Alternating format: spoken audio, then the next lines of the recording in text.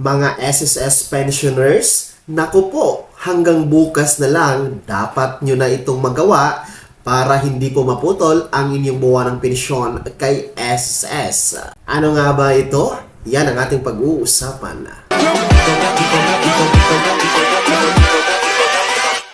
Hold up.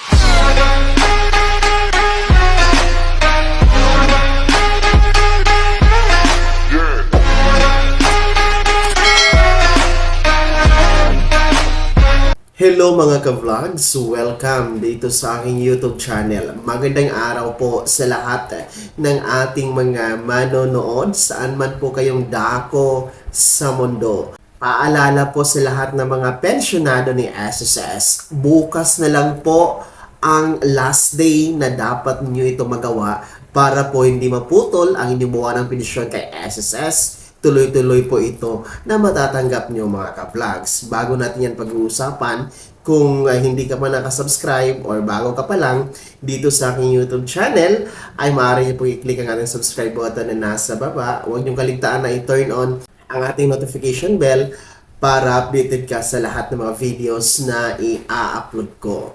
So mabalik tayo dito sa mahalagang anunsyo, mahalagang paalala po ng SSS para sa lahat ng mga pensyonado dahil bukas po ang last working days ni SSS, June 28. Kasi nga po, ang June 29 and 30 ay natapat po sa weekend mga ka-vlogs. Sabado po ang 29 at ang katapusan na 30 is natapat sa araw ng linggo. Kaya nga po, bukas po, June 28, ang pinaka-last day na working day ni SSS. Kayo po ay pinaalalahanan ng SSS na hanggang bukas na lang po ang inyong pag-comply ng inyong annual confirmation of pensioners or SSS AKOP mga ka-vlogs. Para po ito sa lahat ng meron pong birth month or nagsiselebrate po ng kaarawan tuwing buwan ng June mga ka-vlogs. Take note, yun lamang pong merong birth month ng June, whether June 1 or hanggang June 30. Ayan mga ka-vlogs, basta birth month nyo po ay June, kayo po ay pinaalalahanan na mag-comply ng inyong annual confirmation of pensioners or AKOP mga ka-vlogs. Bukas na lang po yan, last day. Last day bukas. Sa mga nakapag-comply na, ayan po, okay na po yan. Pero sa mga hindi pa po, may panahon pa po kayo. Ngayong araw na to hanggang bukas. So, meron pa kayong dalawang araw. Madali lang naman po mag-comply mga ka-vlogs, no? Hindi naman po yan magkukonsume ng one day talaga. So, maya-maya ay i-discuss ko po kung paano kayo mag-comply, saan. So, muli po sa mga merong birth month ng June, ayan po, sa mga pinanganak po ng buwan ng June, paalala po, mahalagang paalala mula sa SSS na mag-comply ng inyong AKOP na meron na lang po itong natitirang dalawang araw ngayon hanggang bukas, June 28 mga ka-vlogs. Ito po ay para sa lahat ng mga SSS pensioners na retirement pensioner, total disability pensioner, death or survivor pensioners, and itong ating mga dependent children under guardianship. Whatever, no? Kung saan po kayo naninirahan, whether dito sa Pilipinas or nasa abroad kayo naninirahan mga ka-vlogs, ay kayo po ay required na magpa-AKOP. And take note, ang pagpapa-AKOP po ay para lamang sa mga 80 years old pataas, no? Specific po yan na guidelines under the SSS Circular Number 2023-013 or yung may title na Revised Guidelines for Annual Confirmation of Pensioners na kung saan po ay sinasaad doon na tanging mga 80 years old pataas, no, na SSS pensionado ang kailangan mag-comply ng kanilang SSS AKOP. Ibig sabihin, yung mga 79 years old pababa ay hindi po kayo kailangan na magpa-AKOP mga ka-vlogs. And take note po, no, kung dalawa po ang inyong pensyon na tinatanggap kay SSS, no, itong mga 80 years old pataas, kung dalawa po ang pensyon na inyong tinatanggap, gaya po ng retirement pensioner and then survivor doon po kayo, no, dalawa po na AKOP reply form ang kailangan niya pong isumite kay SSS mga ka-vlogs. So bakit nga po ba ginagawa ni SSS itong AKOP, no? Itong Annual Confirmation of Pensioners mga ka-vlogs, no? Para po sa mga bagong pensyonado. Ang SSS AKOP po ay taunang reporting, no? Annual reporting ninyong mga SSS pensioners kay SSS sapagkat nais lamang pong tiyakin ni SSS na buhay pa po kayo na mga pensyonado. Talagang totoong tao na bubuhay yung pensyonado na tumatanggap po ng pensyon buwan-buwan kay SSS. Kasi po marami po mga cases, marami po ang mga issues before ni SSS na patay na po yung pensyonado pero tuloy-tuloy pa rin po siyang tumatanggap ng pensyon. So, kaya nga po, nagkakaroon ngayon ng SSS AKOP para po tiyakin ni SSS na talagang buhay pa yung pensyonado ni SSS mga ka-vlogs. So ano po ba ang mangyayari kung hindi po kayo magko-comply ng inyong SSS AKOP sa buwan ng inyong kapanganakan? So maari pong maputol temporary ang inyong pagtanggap ng buwan ng pensyon kay SSS. So temporary, ibig sabihin, mababalik po siya, no? Mababalik sa normal, makakatanggap kayo ulit pag nagpa-akop na kayo mga ka-vlogs. So, mahalaga talaga na magpa-akop para tuloy-tuloy ang pagtanggap ng buwan ng pensyon kay SSS. So, narito po ang mga paraan. Meron tayong 4 na paraan paano tayo mag-comply ng inyong SSS AKOP, no? Makinig mabuti dahil marami tayong pensioners na nasa abroad. Kasi ang tanong ng iba, uuwi ba ng Pilipinas? No? Kailangan bang umuwi ng Pilipinas para magpa-akop? Well, yan po ang ating sasagutin ngayon mga ka-vlogs. So number 1 po, maaari po tayong mag-comply ng ating SSS AKOP sa pamamagitan ng walk-in. Ibig sabihin ng walk-in, pwede kayong pumunta mismo sa pinakamalapit na SSS branch sa inyong lugar. No? Pwede kayo mismo doon mag-comply ng AKOP. Para po ito sa mga malalakas pa, no?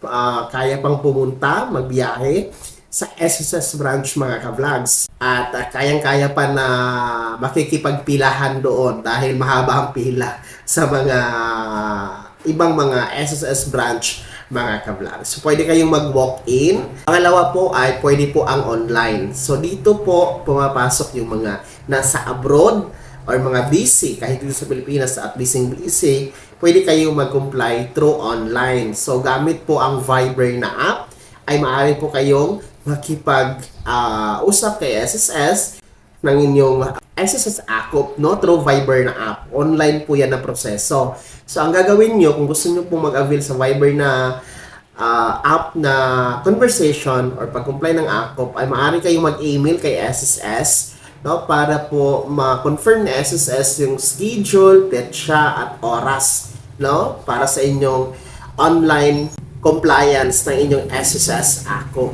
Para po sa mga branches ng SSS, no, na meron pong Viber na account, ayan po sa screen nyo, yung kanilang Viber account mga ka-vlogs, no, or Viber number. So, pangatlo po ay maaari po tayong mag-comply ng ating SSS AKOP sa pamamagitan po ng mga selected banks. So, sa SSS po ay naglabas po ng circular kung saan po meron po mga selected banks ang pwede po kayo mag-comply ng AKOP. So, selected lamang po siya.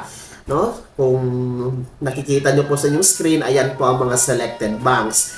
And dapat po ay kliyente po kayo ng mga bangkong yan. So, kung hindi kayo kliyente ng mga bangkong yan, ay hindi po kayo maaaring mag-comply na inyong AKOP dyan mga ka-vlogs. And lastly po, maaari po tayong mag-comply ng ating SSS AKOP sa pamamagitan po ng home visitation. Usually, ang home visitation ay ginagamit po ito para sa mga hindi na po nakakalakad, yung mga nakaratay sa higaan, no? Mga bedridden, no? May mga karamdaman na or mahihina na talaga.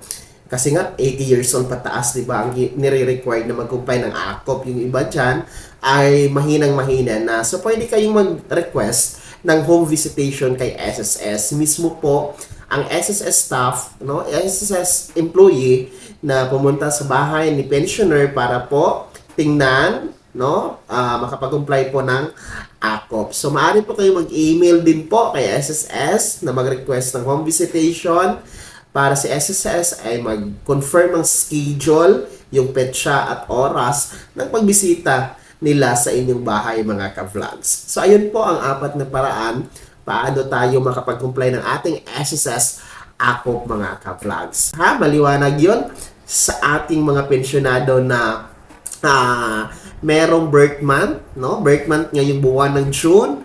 Paalala po talaga ito mga ka-vlogs, no? Kahit pa ulit-ulit natin itong binabalik na paalala, ay para naman po ito sa inyong mga kapakanan, no? Para tuloy-tuloy po talaga ang inyong pagtanggap ng buwan ng pensyon kay SSS, hindi po maputol. Sapagkat, ulitin ko, maaari pong temporary hinto ang inyong pensyon kay SSS once na hindi kayo magpa-akop sa birth month nyo. Baka magtaka kayo, next month, July or August, hindi na kayo makatanggap ng inyong buwan ng pensyon. So, maibalik naman po yan, pero kailangan nyo pa rin magpa-akop. And take note, aantay pa kayo ng 2 hanggang 3 buwan bago po yan maibalik na pensyon. So, talagang kung gusto natin na walang hassle, gusto natin na hindi magka-problema, of course, naiintindihan natin yung mga pensyon nyo ginagamit sa pagbili na inyong mga maintenance na gamot, mga vitamina, pagkain, iba pang mga gastusin,